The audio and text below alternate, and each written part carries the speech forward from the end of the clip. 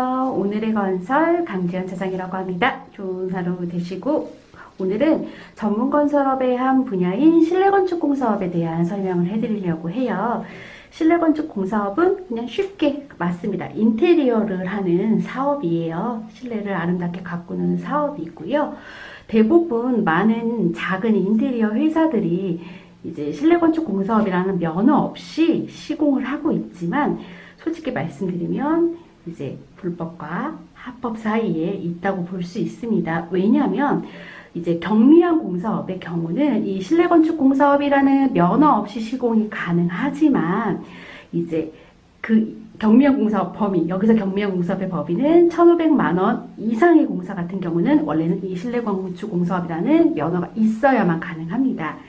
그래서 오늘은 이 실내건축 공사업의 면허 취득 방법에 대해서 알아보려고 해요.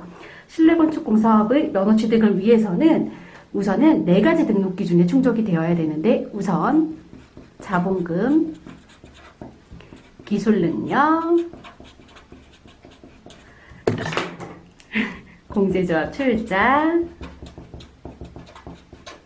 사무실, 이렇게 4가지 조건에 충족이 되어야만 면허 취득이 가능하거든요. 그래서 오늘은 이 4가지 기준이 어떻게 되고 어떠한 서류들이 준비되어야 하는지 하나하나 알아보도록 할게요. 자, 그럼 실내건축 공사업의 자본금 기준 먼저 알아볼게요. 자본금은 법인 사업자와 개인 사업자 모두 1억 5천 이상의 자본금이 필요합니다. 그리고 자본금이 1억 5천이 있다라고 적격하다라고 인정받을 수 있는 서류가 있는데, 그 서류가 기업진단보고서, 그리고 재무관리상태 진단보고서가 있습니다.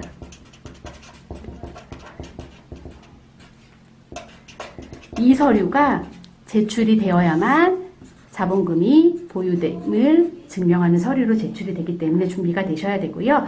이 서류를 발급받을 수 있는 법은 회사의 사업 형태, 설립 시기, 겸업사업 유무, 여러 가지 재반 상황에 따라 달라지기 때문에 꼭 전문가의 도움을 받아서 작업 서류를 발급을 하셔야 돼요. 이 서류를 발급할 수 있는 사람도 법적으로 정해져 있어요. 공인회계사나 세무사나 경영지도사만 발급할 수 있고, 혹시 거래를 하는 세무사가 발급할 수 있냐는 질문을 많이 하시는데 안 돼요. 꼭 외감업체에서. 왜냐하면 지금 세무를 봐주고 있는 업체는 이제 자기 사람이라고 보기 때문에 이제 그쪽에서 진단하는 서류를 적격하지 못하고 판단되기 때문에 꼭 외부 업체에 맡겨주셔야 하고요.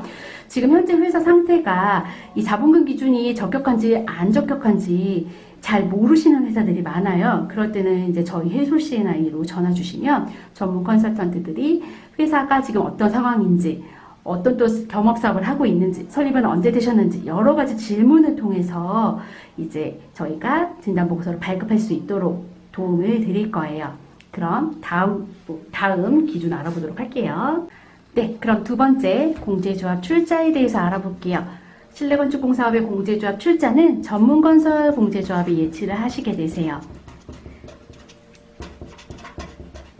이 공제조합 출자는 왜 하냐라는 질문을 가장 많이 물어보시는데, 공제조합에 출자하는 이유는 말 그대로 위험성이에요.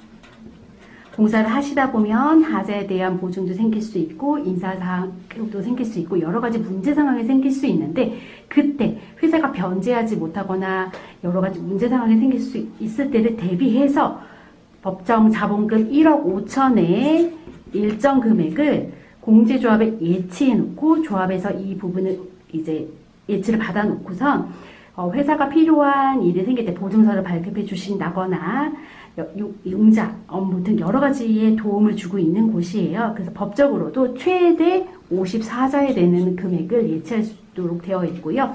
이게 한 자당 금액으로 환산하면 약 5,020만 원에 되는 금액이 예치되어 있어야 돼요. 면허를 가지고 있는 동안 항상 유지하셔야 되고, 이자금 같은 경우는 2년이 지나야 면허 취득하고 그때 대출이 되시더라고요.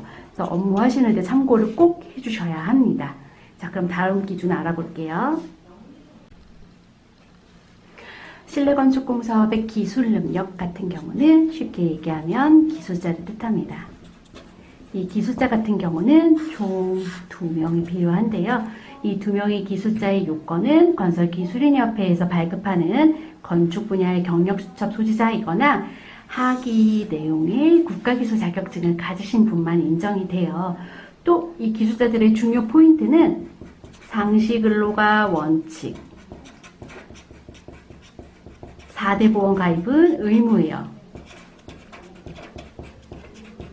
꼭 되어 있어요. 그리고 가장 중요한 포인트는 이중 취업이 안 된다는 거예요. 다른 사업장을 다니고 있으면서 이제 건설업 면허가 내는 회사의 기술자로 이중 등록이 안 된다는 포인트가 중요하고요. 대표나 임원들도 기술자로 등록이 가능하지만 만약에 다른 법인이 있다거나 다른 사업자가 있으면 이 기술자로 인정받으실 수 없다라는 거, 요거 꼭 확인 부탁드릴게요. 그럼 다음 기준 알아보도록 하겠습니다. 실내건축공사업의 시설과 장비에 대해서 알아보도록 할게요. 실내건축공사업의 이제 장비는 꼭 준비해야 될 장비는 없어요. 단 시설로는 사무실이 있으셔야 돼요. 이 사무실 같은 경우는 이제 사업을 하려고 하는 지역 관내에 있어야 하고요. 그리고 주택, 가건축물, 등기가 없는 건물, 이러면 사무실로 인정이 안 돼요. 그리고 사업을 운영하기 위한 환경이 조성되어 있어야 돼요. 쉽게 얘기해서 사실성을 보는 거예요. 너네 정말 사업하려고 하는지. 왜냐면 간혹 실내건축 공사업의 면허를 면대를 하려고 면허를 내시는 분들이 있기 때문에 이제 이 사무실 기준은 사실성을 보는 부분이 가장 중요한 포인트니까 꼭 확인해 주셔야 되고요. 간혹 임대차 계약서가 없는 경우들이 있어요. 임대한 사무실인데 이 경우도 인정이 안 돼요. 임대차 계약서 꼭 작성되어 있어야 하고요.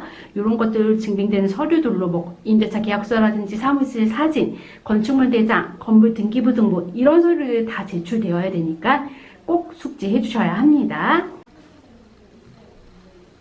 아까 설명드렸던 것처럼 등록 기준 4가지가 모두 충족이 되고 관련 서류들이 다 준비가 되고 나면 접수를 해야 되겠죠.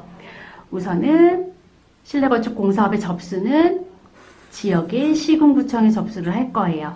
접수를 하고 법정 처리 기간은 공휴일 빼고 20일이 걸릴 거예요.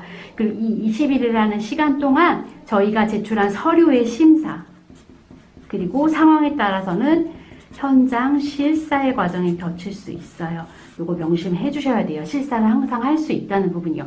그리고 영업일 기준으로 20일이면 되게 처리 기간이 오래 걸린다고 말씀을 해 주시는데 이제 서류를 심사하시는 주무관이 특별한 일이 없으면 대부분 10일 이내에 발급이 돼요. 요거 꼭 유념해 주셔야 합니다. 제가 실내건축공사업 취득 방법에 대해서 하나하나 알려드렸고요. 이거는 말 그대로 이제 건설산업기본법에 나와 있는 법령을 기준에서 관련돼서 내용을 간단하게 설명을 해드린 부분이고요. 회사의 컨디션에 따라서 무궁무진한 변수의 과정이 생길 수 있어요. 그렇기 때문에 저희 해솔 C&I로 전화 주시면 회사 상황에 맞는 답과 가이드를 제가 정해드릴 수 있으니까요. 하기 번호로 언제든지 전화 주시면 자세한 상담 도와드릴 수 있도록 하겠습니다. 내용 알차셨으면 구독, 좋아요 눌러주시고요. 그럼 오늘도 좋은 하루 되세요. 감사합니다.